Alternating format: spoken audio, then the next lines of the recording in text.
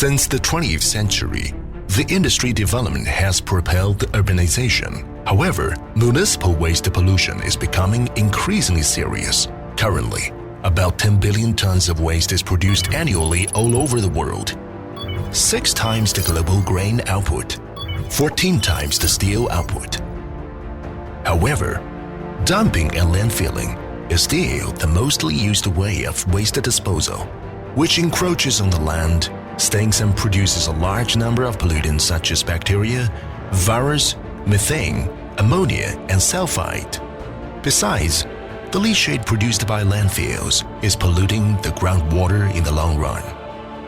Landfill is harmful to us and the later generations, so it becomes obsolete in more and more countries. Waste is misleading resource. How to manage waste properly and transform waste into useful products in a circular way is an important issue of considerable global concern, needed to be addressed promptly. To handle waste in a scientific and environmental friendly way can not only improve ecological environment, but create economic benefits. We have been devoting ourselves to the environmental friendly new energy by learning advanced waste disposal techniques from best international companies and incorporating waste treatment characteristics in China and other countries of the including. We have developed professional waste-to-energy techniques which can recycle and reuse the discarded materials. All emissions comply with relevant regulations and standards, even satisfying the EU standards or even higher standards, bringing huge social benefits. We deliver municipal solid waste to the unloading hall and then store it in the waste bunker. Since newly delivered waste is the high moisture content, it will be stored there for 3 to 7 days. During that period, the huge gripper turns it over repeatedly to make it evenly scattered, and microorganisms in the waste will help the organic waste to ferment, which makes itself easier to combust. There is a facility to extract air from the bunker and send to the boiler to make sure that the bunker is always under negative pressure, which can effectively prevent smelly air from releasing to the outside. In the process of storing the waste, moisture and organic matters in waste will filter out, forming leachate, which will flow into a pool to recycle. In the beginning, leachate flows into the first setting tank, where the precipitate and floater is removed. Then it goes to the adjusting tank where the effluent is regulated. Then it enters the anaerobic tank, in which the organics is removed. After that, leachate, along with domestic sewage and industrial sewage, get transferred to the denitrification tank and nitrification tank by denitriding. At last, the effluent is delivered to the ultrafiltration and nanofiltration recycling system, discharging clean water, which reaches the Class A discharging standard for daily use within the plant, and realizing complete circulation and zero release. After storage, the waste is plunged to the hopper by the gripper and then is sent to the incinerator by the feeder. When it gets onto the first part of the incinerator, it will be dried rapidly under high temperature. When on the middle part, combustion begins and temperature there is beyond 850 degrees to make the waste burn completely, generating thermal energy to heat up steam, which is transported to steam turbine generator units to conduct power generation.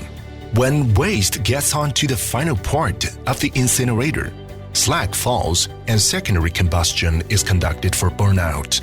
Slag is finally transported to brick factories and used and recycled as raw materials of construction and paving. In the process of combustion, the hazardous gases will be treated professionally and environmentally friendly. When the temperature in the incinerator goes up to above 850 degrees, it only takes 2 seconds to decompose dioxin and there is no dioxin produced again. Then the mixture gases get into the cooling tower to be cooled rapidly, and then are sent to the circling fluidization reactor to be treated at every stage. After the denatration treatment by the spray denitrification absorbent, the oxynitride generates nitrogen and water. After the denatration, hydrogen chloride, hydrogen sulfide, and other acid gases go through the spray treating agent, generating calcium chloride, calcium sulfide, and other solid substances which will fall down to the bottom and get into the ash bunker. After salinization, particulate heavy metals and dioxin will experience absorption through spray sorbent. The remaining gases get into the bag-type dust collector, where the powder will be filtered. The hazardous remains in the ash bunker will form stable composites after the treatment of chelation and solidification. The composites will be sent to the special landfill to be treated. At last, the pollutant emission becomes harmless, protecting the environment to the largest extent. We have been focusing on investing and operating waste-to-energy projects, manufacturing and supplying core equipment for waste-to-energy projects. With strong technical strength and thorough service system, we render our customers with package services of professional consulting, project design and engineering, equipment supply, investment and construction, operation and maintenance. Professional and tailored solutions will be provided. By far, we have invested over 10 waste-to-energy projects, disposing more than 11,000 tons waste daily. Upon completion of the projects, total daily power generation can meet the demands of 300,000 residents. We actively respond to the green development concept of China's 13th Five-Year Plan, continuously expand our overseas market and export more energy-saving and environmental-friendly equipment developed by ourselves, state-of-the-art techniques and services to more countries and regions. The quality of our products and services are praised by customers at home and abroad. CWPC signed an EPC contract, a 36-megawatt waste-to-energy project with Peterborough Green Energy Limited, amounting £346 million.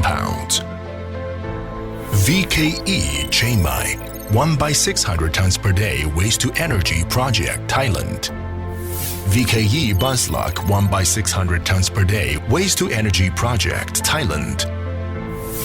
WPC Colombo 2/350 tons per day waste-to-energy project, Sri Lanka.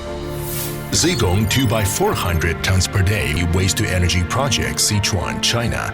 Guangyuan 2/350 tons per day waste-to-energy project, Sichuan, China. Guang'an 2/300 tons per day waste-to-energy project, Sichuan, China. Zhangye 2/300 tons per day waste-to-energy project, Gansu, China. Jiamusi 2/500 tons per day waste-to-energy project, Heilongjiang, China. Yuling 2/400 tons per day waste-to-energy project, Guangxi, China. Sihui 2/500 tons per day waste-to-energy project, Guangdong, China. Zhaoqing 2/500 tons per day waste-to-energy project, Guangdong, China. Nowadays, waste pollution becomes increasingly severe. Classification and recycling of waste become an inevitable trend for the development of the world. Pollution can be effectively controlled from source to end by collecting and classifying waste from the beginning and treating it based on categories. From now on, we need to take care of every bottle, every battery, and every piece of discarded paper for our shared home and our only earth.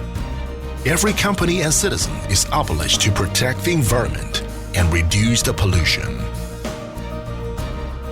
Western Power expects to work with you to create a more beautiful, green and harmonious future to make the sky clearer, the water cleaner, people's lives better.